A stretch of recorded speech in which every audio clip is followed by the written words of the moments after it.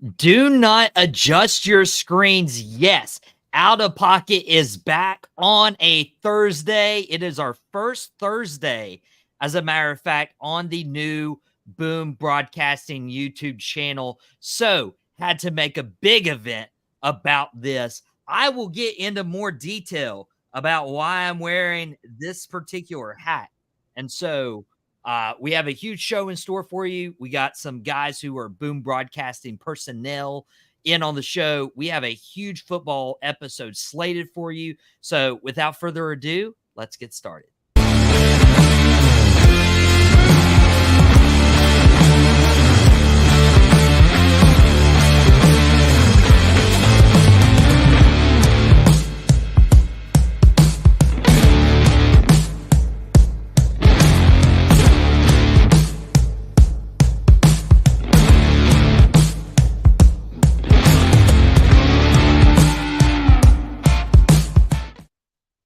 It is time to get out of pocket. I am your host, Michael Davis, joined by the guy who runs QuickHits. He's been a little out of pocket, so hope he reels it in a little bit today. We got podcast_Smitty, and of course, we got the guy who's about to cook it up this fall, just like the Dallas Cowboys will do in the NFL, just like our Mountaineers, our App State guys will do in college football.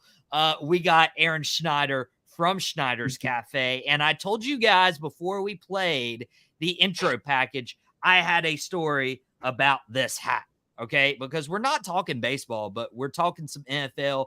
You can comment, by the way, on our YouTube channel if you're watching us right there, or on the Boom Broadcasting Facebook page, just like Wayne did right there. It's 5:30 p.m. You know what that means. But wanted to give a couple minutes to let a buddy of mine in, because I got a really, really nice gift. You know, I don't usually wear hats during the show.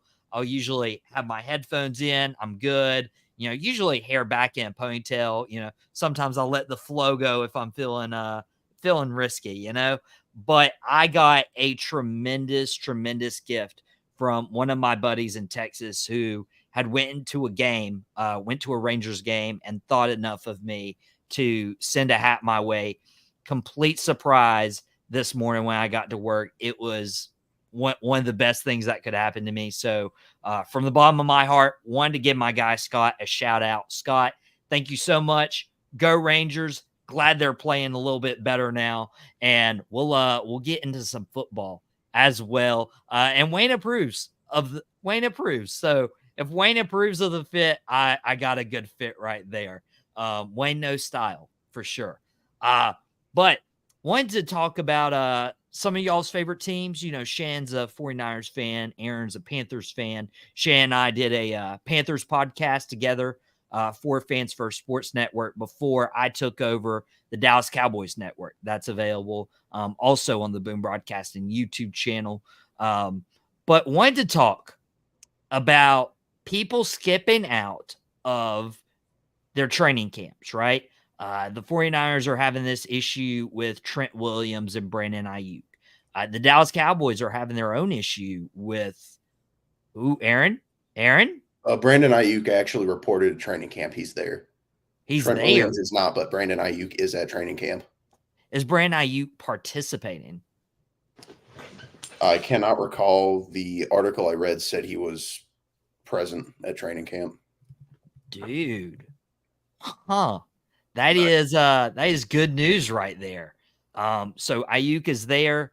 Not entirely sure if he's participating or not. But teams, Shan, you thought I was going to, give you a hard time. I'm really not, because this is a good problem the 49ers have.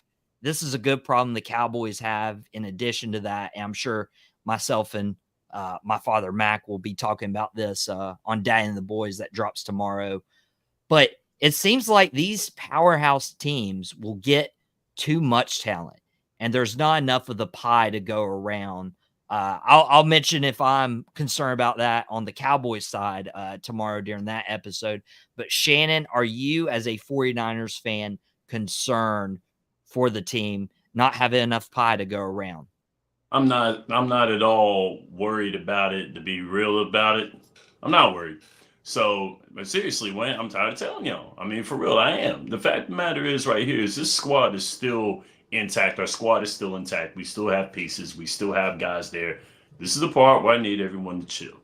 Now, I will say this: for me to say that I don't think that we'll be able to pull everybody back in, that's a possibility. But one thing that I know about John Lynch is John Lynch is a great people person. He's able to talk. He got Debo Samuel to go into a contract a couple years back. I feel like he'll do that with Brandon Aiyuk. I feel like he'll do that with Trent Williams. Now the thing about it is Trent Williams is getting a little long in the tooth, but he is still one of the best tackles in the NFL, if not the best tackle in the NFL. That I feel in my heart of hearts. Brandon Aiyuk is a wonderful talent. I feel like these guys are just fanning flames. I don't really think that is a negotiation of I don't like you or you don't like me or I don't think you're valuable to this squad. Both sides know that both of these guys are very valuable, but it's just a fact of coming up with a number. And I think that is what is going on now. I don't think there's any fight or debate or any of that stuff or bad blood. I think these guys will get everything ironed out. Everything will be fine. 49ers will be just fine. So let's go.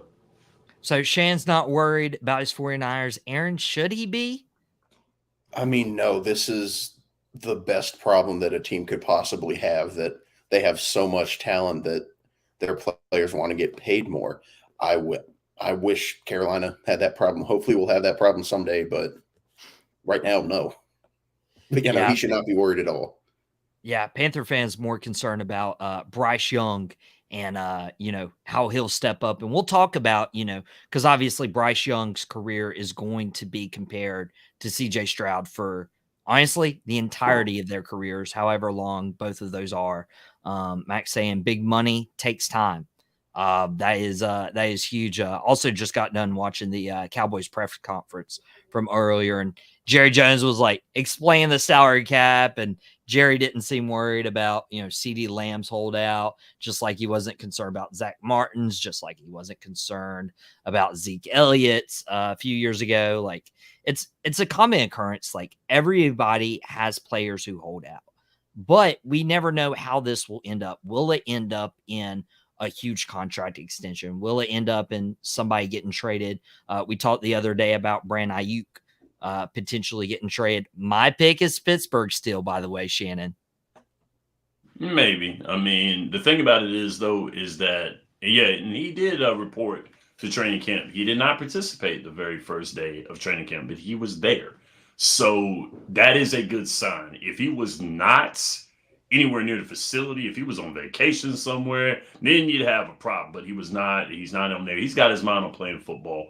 That's the thing that I am happy about with Brandon Aiyuk. I know that he is having his contract negotiations and all that.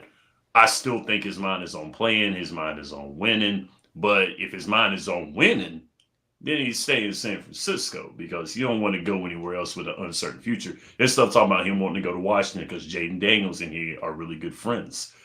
Regardless of that fact, why in the world would you want to go to a squad that has got an unsure future? Why would you want to go to a squad that's going to be on a building end? He's a young guy. I get that.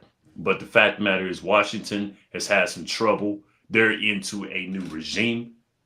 Yeah, they're building. But once again, these guys had what you call a lottery pick in the NFL draft. They're building as well, too. Brandon Aiyuk might find this out and be like, man, I went from a winning squad to a squad where I was going to be the man. What's more important, you winning or you being the man? That's a good point, especially like Brandon Aiyuk actually reporting. If he honestly hated his team and didn't want to be around him, like you wouldn't show up, you wouldn't take that time. That dude would be T.O. That dude would be T.O. in Philadelphia doing sit-ups on his front porch with a whole entourage there, and T.O. just saying, "I love me some me." He's not doing that, and that's a good sign. So I'm fine with that. I'll take that all day long. Max saying Washington been building for nearly 30 years. You go right ahead. I mean, you ask these guys that are taking big money contracts. Josh Norman, your boy in Carolina, right there, Aaron, took the money in Washington, and he pretty much was never heard from again. And Josh Norman was a heck of a corner. He took the money. he wanted cornerback one money off of one elite season, which was ridiculous, which is why Carolina didn't re-sign him, because he wanted to be paid like the best corner in the league. And for that 1 year, you could argue, yeah, he was.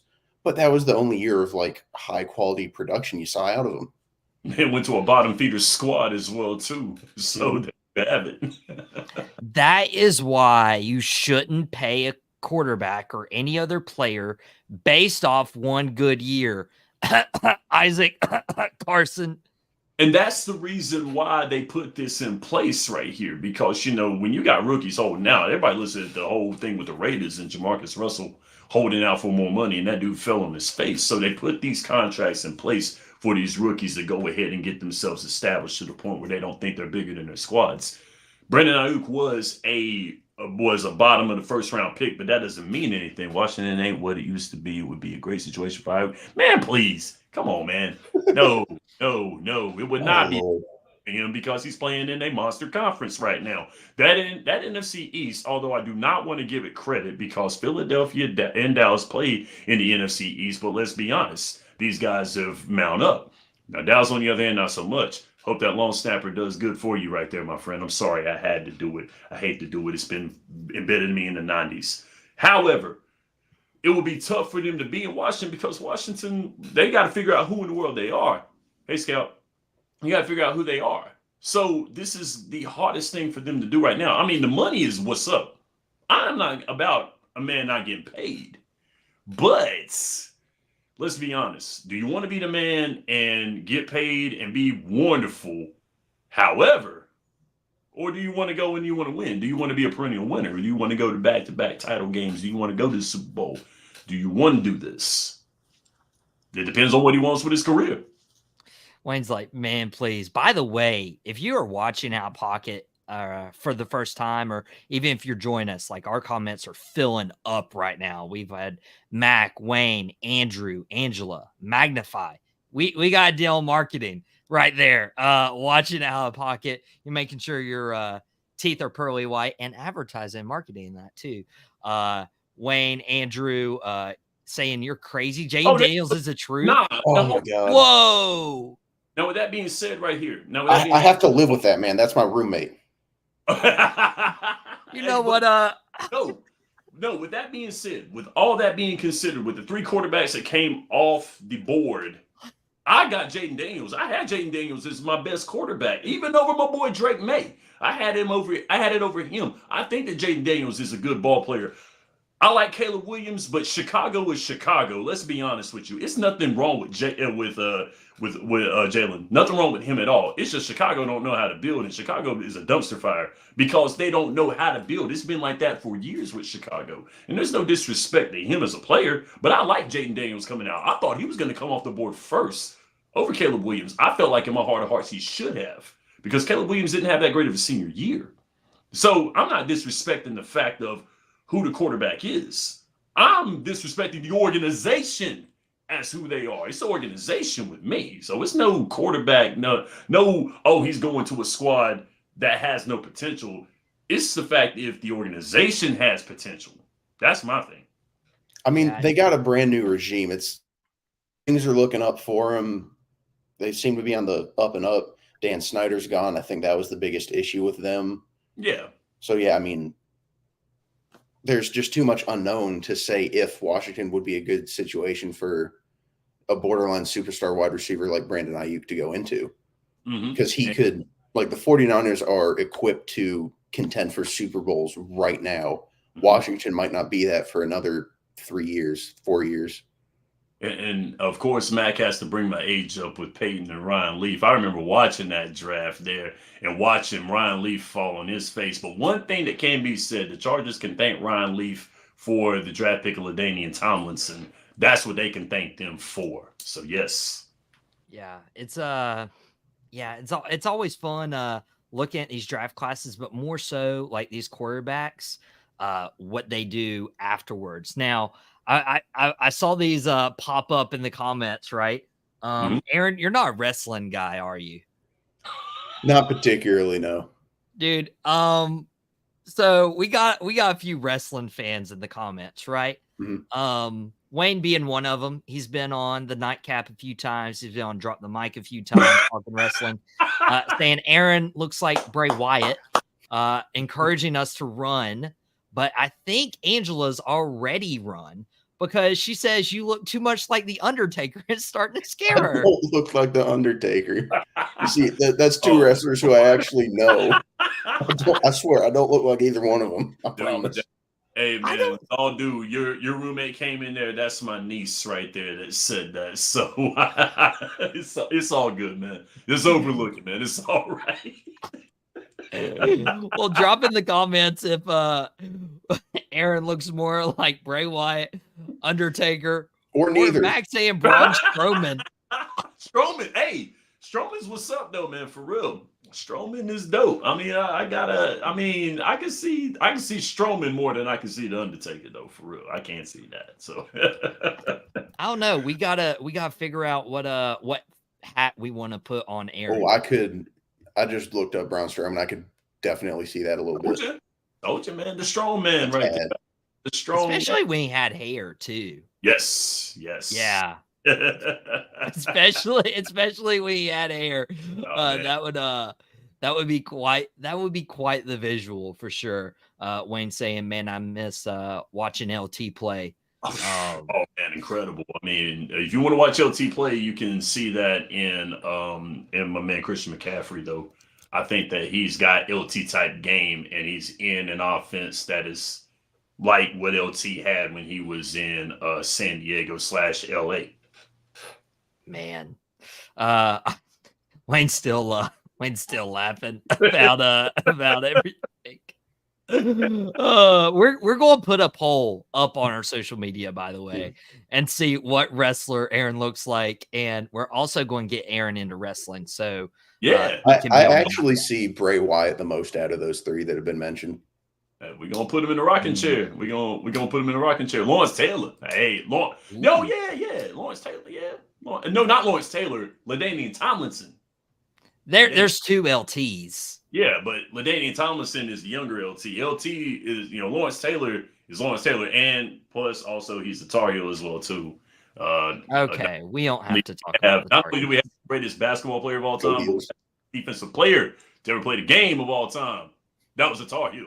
Thank you very much. Well, whether you're talking about LaDainian Tomlinson, where you're talking about Lawrence Taylor was one of the best linebackers of all time. So he was the give last him his flowers. He was the last defensive MVP in the NFL, like last one. Like he was last one in the year I was born in '86. Here we go again with this age thing. See, y'all doing this on purpose. I'm sorry about what I did on Quick Hits. It was a joke, man. It's a joke, man. Here, I want to ask you guys a question, okay? Because with Lawrence Taylor coming up, right, and this will kind of segue into our next segment a little bit, and you'll be pretty pleased with how I do that just on the spot. Lawrence Taylor, I don't know if you guys knew this, was drafted in 1981, showing your age. No, 81. Yeah, you're right. 81. My bad. 81. Yeah, but right. he was drafted second. Who was the player, without looking it up, who was drafted before Lawrence Taylor in 1981? It wasn't Kelly because they were in that quarterback class, that like the best quarterback class of all time. With, I don't know. I don't know. Wasn't Aikman. Miss Smith is reaching Gramp status, I believe. Hey, don't worry. That's not eat tonight. So, don't worry about it. She ain't going to eat tonight. So that's what it is. Yeah, the class of '83 is the quarterbacks. Yeah, Aaron, that's the quarterback. Do you want to take a gander at who? I'll even tell you. I'll tell you the team if you guys don't get right the first time. In Dallas. It was not Dallas, actually. Oh, okay. Hoping it wasn't. But yeah, do you have any idea who would be taken ahead of Lawrence Taylor? I can't remember. I'm probably gonna know it too. I'm gonna be mad. Go ahead. So back in 1981, the New Orleans Saints drafted a Heisman Trophy winner. Is Archie? No, it wasn't Archie. That was way before then. Archie was way before then. Mm-mm.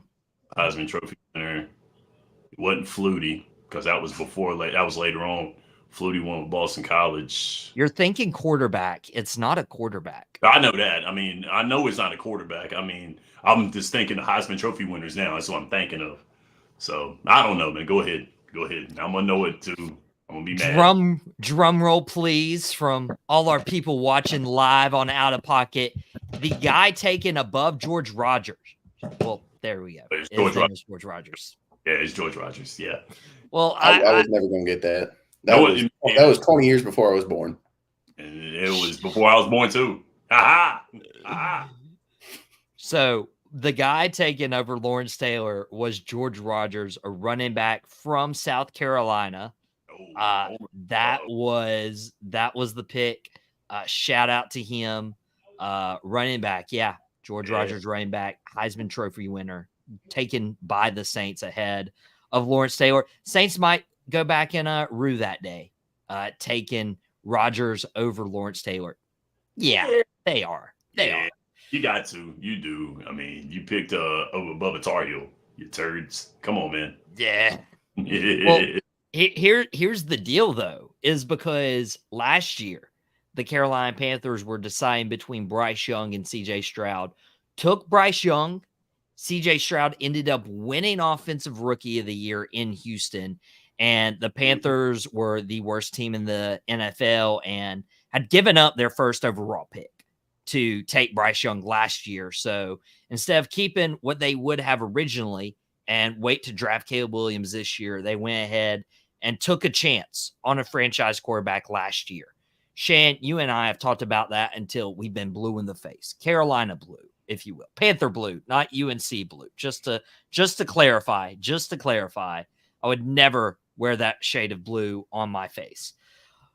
But there begs the question. Like, Bryce Young was making comments of like, hey, he's got to put last year behind him. This is a new team, like saying all the right things at quarterback in the presser.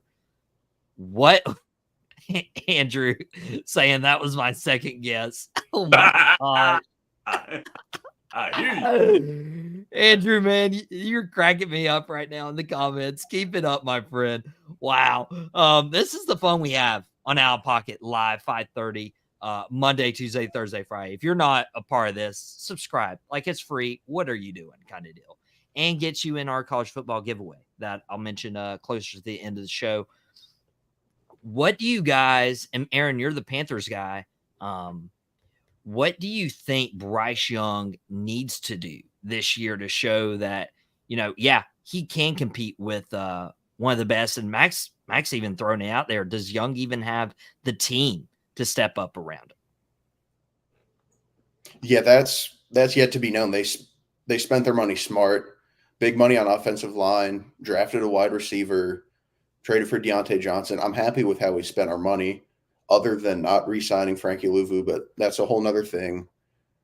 But really, the biggest thing is going to be the offensive line, and Ikem Ekwonu needs to develop as a pass protector, or his job's going to be on the line, because they spent a 6th overall pick on him not that long ago, and he's not been worth that. It's been terrible. It felt like every other play last year, it was either a false start or a holding on him. It was painful to watch, and he's great as a run blocker, but his pass blocking is just horrendous. And to have someone who's that bad as a pass blocker on your blind side as a rookie quarterback is just setting you up for failure. Oh, 100%. You need to protect your investment. Wayne saying, I want to see something from Mingo. Shannon, I was high on Jonathan Mingo last year. I'm hoping you weren't. No, not really. No. Why? Every time I hear the name Jonathan Mingo, I think of that play where he caught the ball in the air and then just flailed himself out of bounds. That's burned in my memory forever. Dude, Shannon, like while your niece prays every day for a Luke Kuechly comeback. The Panthers have not been the same since he retired. It's been all downhill. You even said that's kind of true. You even said that when we had our interview. So yeah, you're right. But go ahead, Mike. My bad. Yeah. Is there a team around him? Because there's not Luke Kuechly. Could Jonathan Mingo step up? Like, what does Bryce Young need to do in his power to get out of Stroud's shadow? What he has to do is forget about last year, which is something that he's doing. Don't even focus on CJ Stroud and focus on that. Focus on what is going on right now. I think that the Panthers have the right coach in Canales. I think he's working with them. This isn't just me being the optimistic guy who lives in North Carolina and wants to see a good team. I really think that they're actually trying to build a squad around them. They've spent the money. They've did what they should with the offensive line. Of course, like Aaron said, they need to build the offensive line up first because good offensive football always starts with the offensive line. Then they're trying to get playmakers. Drafting Leggett. They drafted the young running back from Texas. So they're trying to get pieces to put points on the board because that was the main thing was Carolina could not put points on the board. They had a good defensive squad, but the offense left them on the island. So it was rough seeing that out of a rookie quarterback. It's rough. It's never called holding on against Micah. Yeah, but only because he talks junk about my 49ers. But with that being said, still, it's a fact of having to build that offensive line up, and they got to get playmakers, and that's what they're trying. That's what they've done this offseason. So I expect them to see more points being scored. I expect more points being scored. Bryce had a mind for the playbook last year, but now he's got a new coach. And the stability in the coaching as well too. I think Canales is one of those guys who's a stable coach, can get the plays called. It was a show with the coaching last year as well too. Frank Reich was not the right hire. They shouldn't have done that. I hate to say that, and I don't want to be that type of person to armchair quarterback things, but I didn't think it was the right hire. I think they did get it right this time around with Canales. I think so. And if you remember, Shan, we were doing that Panthers podcast, and I was like, "Hey guys, we'll get canceled, but Dave Canales, the Buccaneers offensive coordinator, like he fixed Geno Smith, he fixed Baker Mayfield, like let's see what he could do with Bryce Young." And what was it, like 6 days later? It was official that the Panthers had hired Dave Canales. And I was like, hey, and Aaron, to your point, like they've put players around him, enough to where it's like, hey, at least show those strides to be better than Stroud, if you will. Because, I mean, if this was a second straight year of, the team scoring less than 17 points a game, dude, like this Panthers fan base is going to turn on you pretty quick. Like Aaron, especially like growing up and seeing Cam Newton and, him make this craze with the Panthers football, like, would a losing season, but strides in his game make Panther fans confident in Bryce Young moving forward? I think so, because I'm not expecting anything crazy. I'm thinking 6-7 wins is what I have in my head. But all I really want to see is that Bryce Young actually develops and shows what he can be and what I do believe he will become. But yeah, I think I would be happy if we lose, but we just see that progress from Bryce Young. Yeah, that's a good point. And Max saying Stroud just got Stephon Diggs. If he can play at an elite level, Shannon, like that could help Stroud and Joe Mixon. We're forgetting Joe Mixon too. That's what I was thinking of. I was thinking of Joe Mixon. So they got a running game. Also, the unsung hero is D'Amico Ryans as well too. They got a coach that they rallied around, which was big because you need that in the locker room. You need that synergy in the locker room. You need to be in sync with your coach. Carolina tuned out Frank Reich and all the other guys. I believe that's what they done. But Houston rallied around D'Amico Ryans and were able to play for that guy. And that was what's big. Yeah, D'Amico was a former defensive coordinator for the San Francisco 49ers. Missed that guy. Very good coach. But it was only a matter of time before he became a head coach. And he's showing his colors right now. Houston will do really well this year, but as far as the way they're pumping them up as being the best, like team in the AFC right now, like they're really giving them a lot of love. One thing that they have now of CJ Stroud that they didn't have of last year was film. Lots and lots of film. So you don't think that these guys are looking at him right now? Yo, you better believe it. It's it's tough. Like it's tough because, and of course, like I mentioned this, like you could be a really great player, but just not have the team around you or not have the team show up on a particular day. Like Dak Prescott, against the Green Bay Packers, that defense didn't show up at all. And we're going to blame Dak Prescott for eternity because of it. It's And because the star on his helmet. It's because of that star, my friend. If he was playing for the Panthers, he wouldn't have none of this. that's true. But also, like, quarterbacks are under scrutiny themselves. True. Yeah, Like, all of them. yeah, and especially with like Young and Stroud situation, since the Panthers passed on CJ Stroud, like it's going to be everything. And Max saying there's a reason for sophomore slump. That's a good point. Like, we'll close the show on this before we get into what to expect tomorrow on Outta Pocket on a Friday afternoon. Like, do you think it's more likely that Bryce Young has a leap in step in year 2 or CJ Stroud have a sophomore slump? Aaron? How big of a leap are you talking with Bryce Young?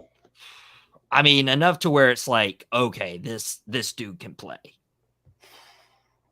I feel I don't want to have like high hopes for the Carolina Panthers going into a season because I've had that for the last few years, and it has never worked. It has always failed. Yeah. No, I agree with that. I mean, hindsight going into this past season, I didn't think that, the weapons that the Texans had were going to be that good. But now looking back, we realize like, oh, hey, Stroud had a way better situation with a way better coach. So hindsight, I'm not surprised. And yeah, Stroud likely would not have been an offensive rookie of the year with that kind of offensive line in front of him with the Carolina Panthers. Shane, sophomore slump for Stroud or leap for Bryce Young? I think that anything below what the Houston Texans got would be a sophomore slump for CJ Stroud because of the ceiling. The fact is he's got a high ceiling now with what he's accomplished. So that's where the slump talk will be. Bryce doesn't have that. He's got a very low ceiling. 2 games won. If he wins 4 games, it's fine. Because, I mean, not saying that CJ is going to fall on his face because he's not. But I think that he set the bar for himself higher than what Bryce has got. So anything above 2 wins for Bryce and anything above his numbers that he's got next year is not going to be a loss. But if CJ Stroud even goes a few yards under or loses a few more games than what he's lost, then it will be a slump regardless. But it won't be bad for Houston. It won't be bad for him, no. Well, especially since they're like finally surrounding them with talent like Joe Mixon, Stephon Diggs, and especially like veteran leadership beyond that. Right. Is because that team was like super young last year. Yes. Young head coach, first-time head coach, first-time quarterback, rookie quarterback, and then just pieces like Nico Collins, Tank Dell, like having the veteran presence of Joe Mixon and Stephon Diggs there might do good. And also, this is out of pocket. So, I mean, sometimes we're out of pocket. None of my takes are ever out of pocket, but we got some out. What? That's just false. Bro. Right. Yes. Now Aaron's getting out of pocket. But some of our people in the comments can be out of pocket with, that hashtag I will not repeat the letters to that Andrew said. But Wayne saying Stroud for MVP is with the guys that he has, I can understand why. I mean, I can understand it. I'm not saying that, it's absolutely wrong. I understand. I doubt it because he's still in the same. Patrick Mahomes is still upright and walking. So, but either way, Patrick Mahomes has not been like one of those regular season quarterbacks. He's not one of those guys who's going to get like spectacular numbers in the regular season. He's not going to Lamar Jackson the thing in the regular season. He's going to Lamar Jackson that joker in the daggone playoffs. That's when he's going to play. He's going to Tom Brady that jump right there because Tom Brady wasn't very impressive.